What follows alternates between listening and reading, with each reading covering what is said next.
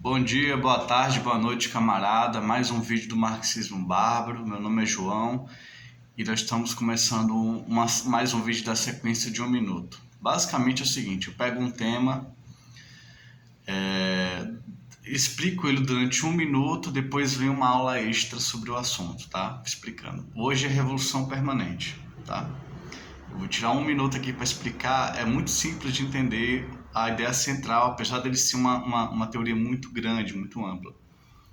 Revolução permanente é o seguinte: primeiro você tem que saber que houve várias teorias da revolução permanente, tá? Era uma ideia que circulava no ar. Bukharin, por exemplo, tinha uma teoria de revolução permanente que ele chamava de ofensiva permanente, ou revolução permanente. A teoria de Trotsky de revolução permanente não é que você vai fazer revolução o tempo todo, não é isso, tá? Que os críticos do Trotsky, do trotskismo, normalmente pensam desse jeito. Nunca leram, né? Nunca leram a teoria do Trotsky, aí pensam pela palavra, jogam pela palavra, que é revolução o tempo todo, ultra-esquerdismo e tal, e não é.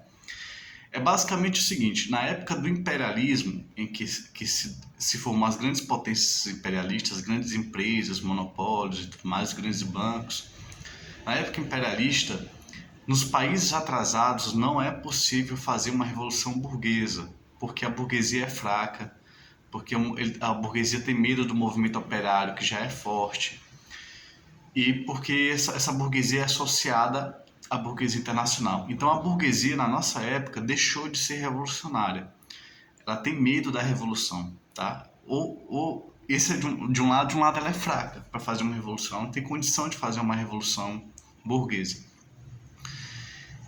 De tal forma que, sendo essa revolução burguesa necessária, mas o sujeito social que a burguesia não quer liderar, o operariado, os operários, os proletários são obrigados a fazer a revolução burguesa. Então, a revolução burguesa não vai ter liderança burguesa, vai ter liderança operária, né? Então, assim, e essa revolução burguesa, tendo liderança operária, tem um problema. O operário ele vai lutar por ele mesmo, para as suas próprias conquistas. Então, a revolução burguesa tende a se tornar uma revolução socialista, porque os operários vão liderar essa revolução. Então, a revolução capitalista, que tenta implementar o capitalismo, avança nos países atrasados, onde a burguesia é fraca, para a revolução socialista, porque o operariado vai querer liderar, vai querer a revolução para si mesmo, e não para o burguês. Imagina os operários de uma fábrica armados com fuzil. Eles vão querer ser donos da fábrica, entendeu? Então, assim, essa é a revolução permanente, basicamente. E ela teve provas empíricas, assim, muitas provas empíricas que reforçavam a teoria. Por exemplo, a Revolução Russa teve uma revolução de fevereiro burguesa, que não foi liderada pela burguesia, e ela avançou para a Revolução de Outubro, que é uma revolução socialista. Então, a própria revolução burguesa na Rússia se transformou numa revolução socialista, que foi em outubro, uma prova empírica. Quem previu isso foi Trotsky, tá? Então a história deu razão para Trotsky nesse sentido. Por quê? Porque teve uma comprovação empírica. E tem mais. Para Trotsky, essa revolução permanente era válida só para a Rússia. Depois ele ampliou, nós vamos debater agora por que ele ampliou. Explicado isso é revolução permanente, e teve o exemplo da Rússia, que foi previsto por ele, que a revolução capitalista na Rússia teve que avançar por liderança operária para uma revolução socialista, tá? Num país atrasado, tá bom? Num país atrasado. Qual é o problema do país atrasado? É que ele não tem tecnologia, forças produtivas para implementar o socialismo. Como é que Trotsky resolveu isso? Olha, a revolução na Rússia vai ser parte de um processo mundial, de crise mundial do capitalismo e de uma revolução mundial, tá? Assim, a revolução na Rússia, mesmo sendo limitada, porque é um país atrasado, vai ter apoio da Alemanha socialista, da França socialista, dos Estados Unidos socialistas, tá? Infelizmente, as revoluções aconteceram, mas foram derrotadas. Mas, só deixando um outro parênteses aqui, que a ideia de que a revolução não é nacional, mas um processo internacional, mundial, que começa num país, mas se espalha, é internacional, é uma tese de Marx e de Engels, tá? Já no início da militância do Engels e do Marx, que é um textozinho chamado Princípios do Comunismo, é um texto que deu origem ao Manifesto Comunista, Engels já fala lá, ó, a revolução começa num país, mas ele tem uma tendência internacional porque a economia capitalista internacional é integrada. Tá? Vamos lá. Na verdade, antes da Revolução Russa, da Revolução de 1917, houve um debate no marxismo russo sobre como vai ser a Revolução Russa. Os mencheviques diziam, olha, a revolução é burguesa, porque a gente tem que acabar com o que resta de feudalismo na Rússia, logo vai ter a liderança da burguesia. Essa era a posição dos mencheviques. Tá? A posição dos bolcheviques, de Lenin, era que a revolução seria burguesa e apenas burguesa, mas sem a liderança da burguesia, que era fraca e limitada. Então haveria uma aliança operária e camponesa sem clara liderança operária, e esse governo operário e camponês, essa ditadura democrática, eles chamam de ditadura democrática, ia desenvolver o capitalismo. Essa era a posição dos bolcheviques. E a posição da outra ponta era a posição do Trotsky, da Revolução Permanente, ou seja, que a burguesia não ia liderar a própria revolução, essa revolução seria liderada pelo operariado, e isso forçaria a história, né, o operariado, a tentar uma revolução socialista, ou seja, não se limitar à etapa burguesa da revolução. E isso se comprovou em 1917. Ou seja, Lenin teve que abrir mão da teoria dele da ditadura democrática do operariado e dos camponeses e adotou a revolução permanente do Trotsky, que é a teoria de que a revolução burguesa na Rússia ia se tornar uma revolução socialista. Tá? Até então, a teoria da revolução permanente era uma teoria russa, para a Rússia, né? Não para todos os países atrasados, como teve isso, como aconteceu depois. O Trotsky começou uma revolução em 1925, por ali, na China, e Trotsky achava que era uma revolução burguesa, que os operários iam atuar e tal, mas era uma revolução burguesa. Só que, de repente, a Revolução Chinesa de 26, 25 ali começou a imitar a Revolução Russa, começou a aparecer soviets, sabe? Começou a burguesia não tinha caráter de dirigir a revolução, tinha um partido comunista. Então Trotsky percebeu que o que valia para a Revolução Permanente apenas na Rússia também valia para a China e para os países atrasados. Ou seja, a burguesia era fraca, a revolução burguesa tendia a se tornar a revolução socialista, entendeu? Então, assim, eu quero... Nisso, ele percebeu contra o stalinismo, que já estava tomando poder, que já estava implementando uma ditadura na União Soviética, que já estava controlando o Partido Mundial da Terceira Internacional, estava começando a consolidar a ditadura burocrática na União Soviética. E nesse mesmo processo de ditadura dentro da União Soviética, do stalinismo, surgiu essa generalização da Revolução Permanente, ou seja, os países atrasados são obrigados a fazer tanto a Revolução Burguesa quanto a Revolução Socialista ao mesmo tempo. Tá? Eu acho que fica claro para vocês se a gente explicar o que é a Revolução Burguesa. Tá? Por exemplo, reforma agrária é uma tarefa da Revolução Burguesa, transformar a propriedade feudal em pequena propriedade privada do camponês. Tá? Democracia é uma tarefa da Revolução Burguesa, Assembleia Constituinte, Revolução Burguesa, uma jornada normal de trabalho, Revolução Burguesa, educação universal, Revolução Burguesa, acesso à educação. Então são pautas da Revolução Burguesa que em nossa época forçam uma revolução socialista. Tá? Por exemplo, a China queria fazer reforma agrária. A pauta era a reforma agrária, uma tarefa da Revolução Burguesa que obrigou uma revolução socialista. Tá? Claro, isso tá claro. A gente pode ir para um segundo ponto, que é a crítica da Revolução Permanente. Eu, por exemplo, sou trotskista, raiz, mas eu sou muito crítico à Revolução Permanente em muitos aspectos. Para mim foi a teoria mais avançada que tinha na época. Realmente era a melhor teoria, mas ela tinha um erro. Tá? Qual era o erro? Eu vou até antecipar aqui. O erro é que o século XX não foi a época da Revolução Socialista. A época real da Revolução Socialista é agora, o século XXI. que a gente amadureceu as forças produtivas, que as forças produtivas estão em contradição com as relações de produção. Então, nós chegamos agora sim no auge do capitalismo. Tá? Se você perguntar perguntasse para um comunista da época do Trotsky quais eram os sinais da Revolução Socialista, de que a gente chegou na época socialista, falaria duas coisas: crise econômica e crise e guerras mundiais. Tá? Seriam essas duas explicações. Só que se a gente vê mesmo, essas duas explicações são pobres em relação a hoje. Se você olhar qualquer aspecto do modo de vida atual, você vê crise. A família está em crise, o Estado está em crise estrutural, a economia está em crise estrutural, o dinheiro está em crise. Então, todos os aspectos do sistema capitalista hoje estão em crise, coisa que não existia na época do Trotsky. Se você falasse na época do Trotsky em crise ambiental que ameaça a humanidade, ele não saberia o que dizer. Ele não conheceria esse argumento, entendeu? Hoje a gente está totalmente em crise em todos os aspectos: ambiental, o dinheiro está em crise, perdendo valor, a família está em crise, o Estado está em crise estrutural. Então a gente tem uma altíssima urbanidade hoje, então todos esses aspectos da vida estão em crise. Você tem uma crise da psicologia, ou seja, uma onda de depressão, de suicídio. Então você tem uma crise total, que é condição do socialismo, tá? E não existia na época do Trotsky. Esse era o erro do Trotsky da Revolução Permanente. Ele partia da premissa de que a época dele, que era o início do imperialismo, era a época da Revolução Socialista, e não era. Era o único erro que quebrava toda a teoria. E ele achava que o início do imperialismo... A gente está hoje no fim do imperialismo, na etapa de decadência do imperialismo.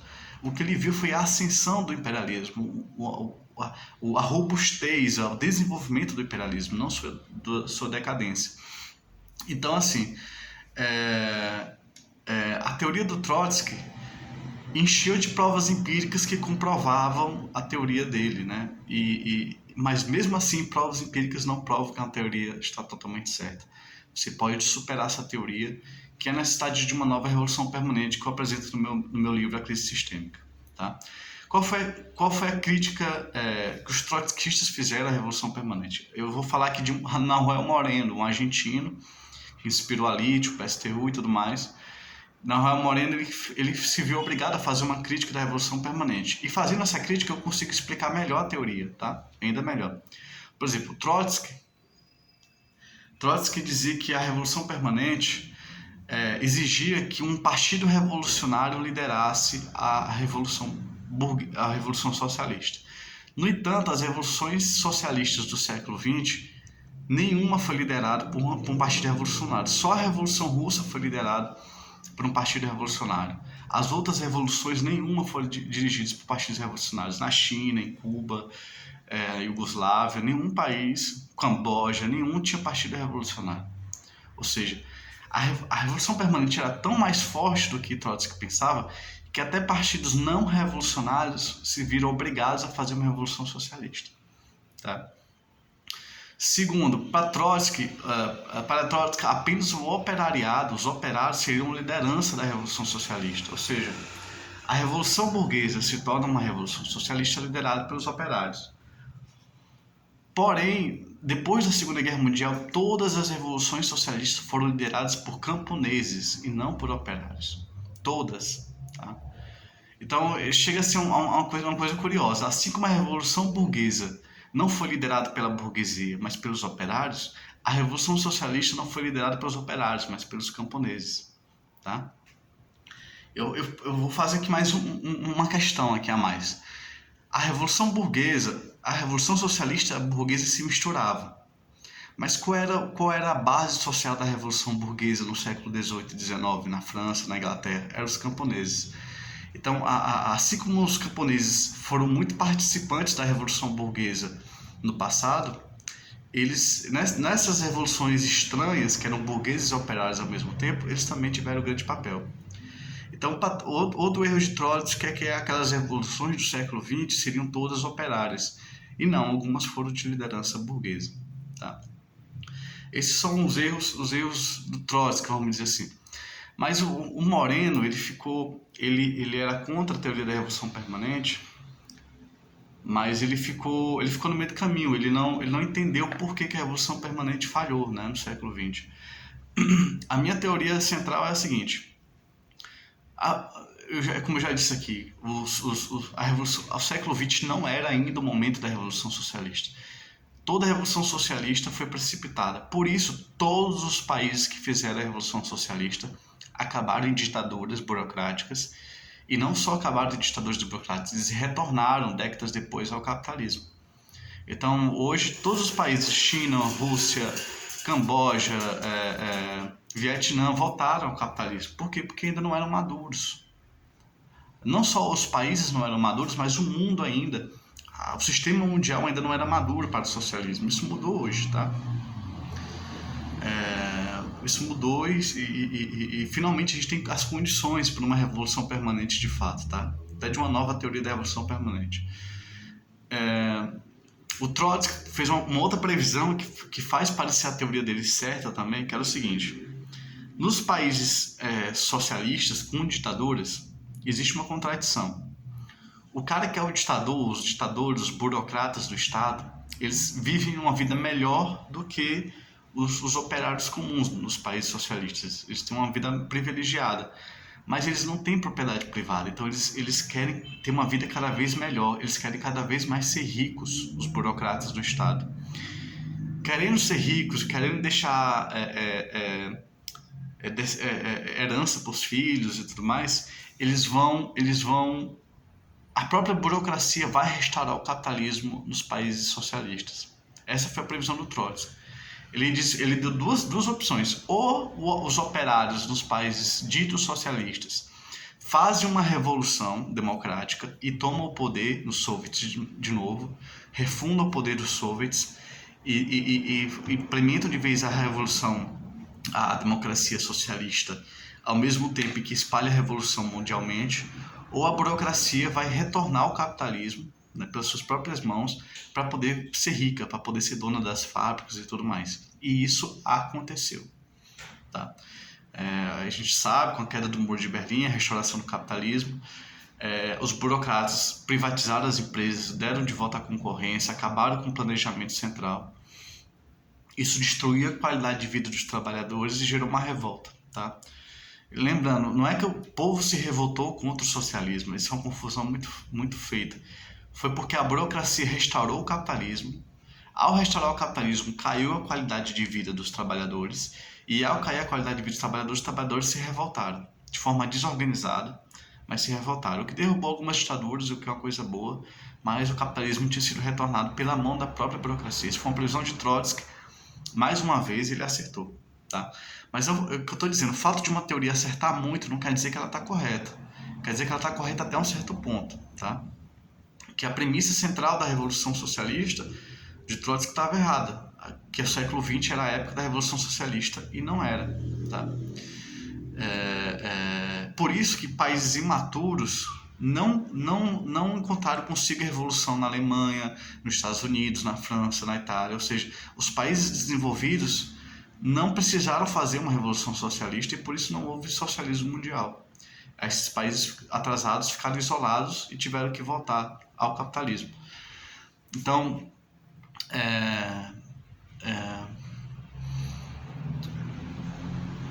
nós vemos que a base da revolução permanente, ou seja, estamos na época do socialismo, estava incorreta. Tá? Até pouco tempo atrás. Agora sim, a gente pode falar em revolução permanente. Se um país africano faz uma revolução socialista e serve de estímulo à revolução mundial, pode haver, de fato, socialismo mundial. Tá? Agora sim a gente pode falar disso. Não na época de Trotsky, por mais que isso doa, porque ele morreu pela causa do socialismo, da revolução permanente, né? Ele foi assassinado por isso. Dito isso, eu nem fiz lista hoje, eu estou falando aqui com vocês de forma solta para poder ir lembrando dos assuntos, tá? E é isso, é possível ser, por exemplo, trotskista sem reivindicar a teoria da revolução permanente até pouco tempo atrás, porque ela estava errada, tá? Inclusive, assim, há um certo erro na causa do Trotsky, na causa da restauração capitalista. Eu vou aqui explicar rapidamente para concluir nosso vídeo, tá? Veja bem, Trotsky diz de uma contradição, tá? A burocracia, a ditadura burocrática, os ditadores, os burocratas, vão querer restaurar o capitalismo para poder ter mais privilégios, para se tornarem burgueses. Tá? Isso está certo? Está certo. Não é um erro, ele acertou. Mas é mais profunda ainda a questão. Tá? No meu livro A Crise Sistêmica, eu descobri que a causa da restauração do capitalismo é basicamente a contradição entre forças produtivas, forças de produção e relações de produção e superestrutura. Tá? Então, eu pego aquela contradição basilar de Marx, que é assim, chega a um ponto em que um sistema se desenvolve a tal ponto em que ele entra em contradição consigo, ou seja, as forças produtivas querem se desenvolver, mas as relações atrasadas de produção não deixam as forças produtivas se desenvolver. Aí entra em contradição e gera a crise de um sistema econômico que passa para outro sistema econômico. Tá? É claro isso. A economia, vamos dizer assim, quer se desenvolver, mas as formas como a sociedade é organizada não permite essa economia se desenvolver plenamente, então eles entram em contradição, aí a economia se desenvolve e essa relação de produção, o Estado, as classes são substituídas, tá? Por uma novas classes, novo Estado e tudo mais, para permitir o desenvolvimento da economia, das forças produtivas. Pois bem, vamos dizer assim, eu percebi, né, que a causa da restauração do capitalismo nos países ditos socialistas era essa contradição.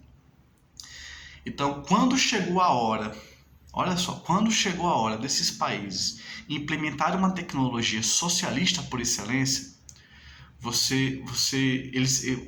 burocratas dão um passo atrás e restauram o capitalismo. Veja bem, a tecnologia da segunda revolução industrial, da primeira revolução industrial, são tecnologias capitalistas em si. Tá? O conteúdo e a forma deles são capitalistas, por mais que a gente tentasse fazer uso socialista deles. Tá? Mas a internet, a informática, a robótica é propriamente socialista. Tá? Pode ser usado de forma problemática no capitalismo, ou seja, a robótica, por exemplo, gera desemprego crônico. Então a robótica não é própria para o capitalismo, é própria para o socialismo, onde as pessoas não vão precisar trabalhar tanto, tá? Onde a jornada de trabalho vai ser baixíssima.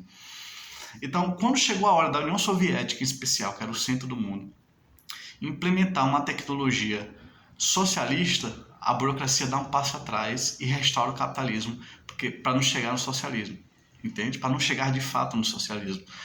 Isso assim é documentado, inclusive. A internet podia ter chegado tempos atrás na União Soviética, antes do socialismo. E os burocratas boicotaram a implementação da internet na União Soviética. Imagine como seria o planejamento da economia com internet na União Soviética. Com internet avançada, com robótica avançada. Como seria o planejamento da economia? Seria imbatível a União Soviética. Porém, se isso fosse implementado, a burocracia perderia o poder, a sociedade mudaria muito. Tá? Veja, uma tecnologia mais avançada exige uma sociedade mais avançada. Tá? Eu vou repetir, uma tecnologia mais avançada exige uma sociedade avançada. Então, se a burocracia implementasse a informática, a internet, a computação, implementasse a robótica, a automação, ela morreria, ela deixaria de existir como burocracia. E haveria uma mudança social muito drástica. Então, houve uma contradição entre forças produtivas novas e a estrutura estatal burocrática atrasada.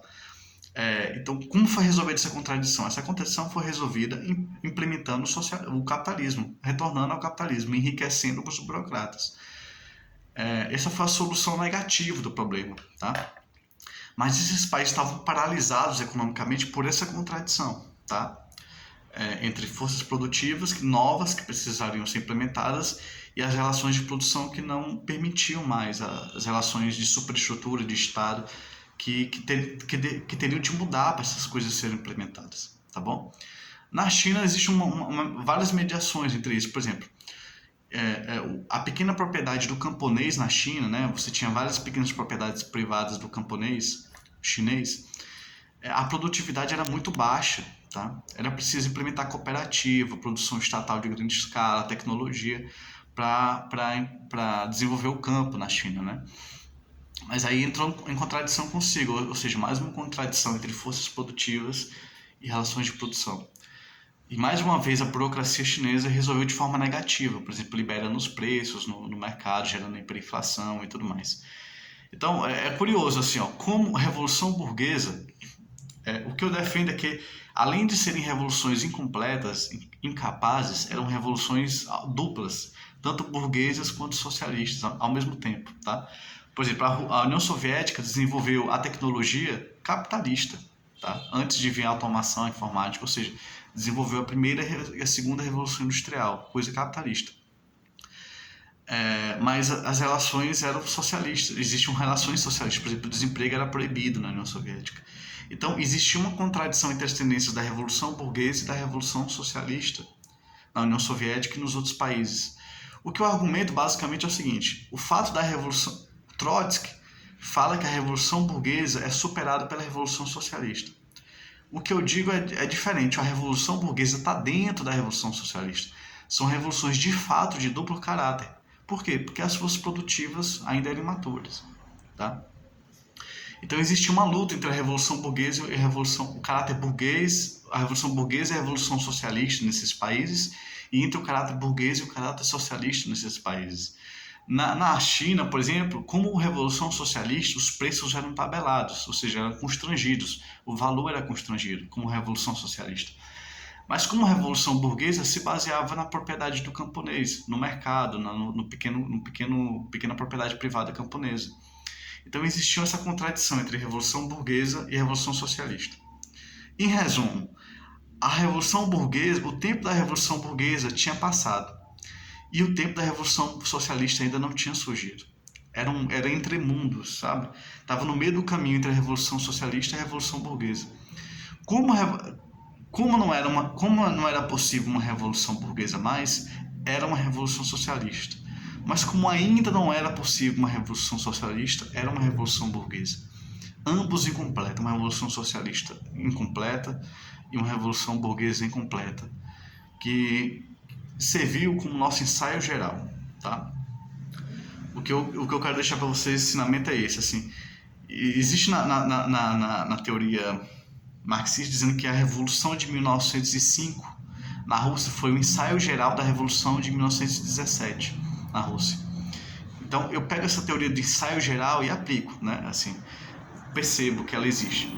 O século XX foi o ensaio geral do século XXI, ou seja, ali a gente errou, aprendeu, teorizou, calculou, atualizou a teoria e tudo mais. Então o século XX foi o nosso ensaio geral para a Revolução Socialista do século XXI. Tá? Isso se a gente não perder, né? Se a civilização não for destruída, né? Então é isso, até o próximo vídeo, espero que vocês tenham gostado. Até mais.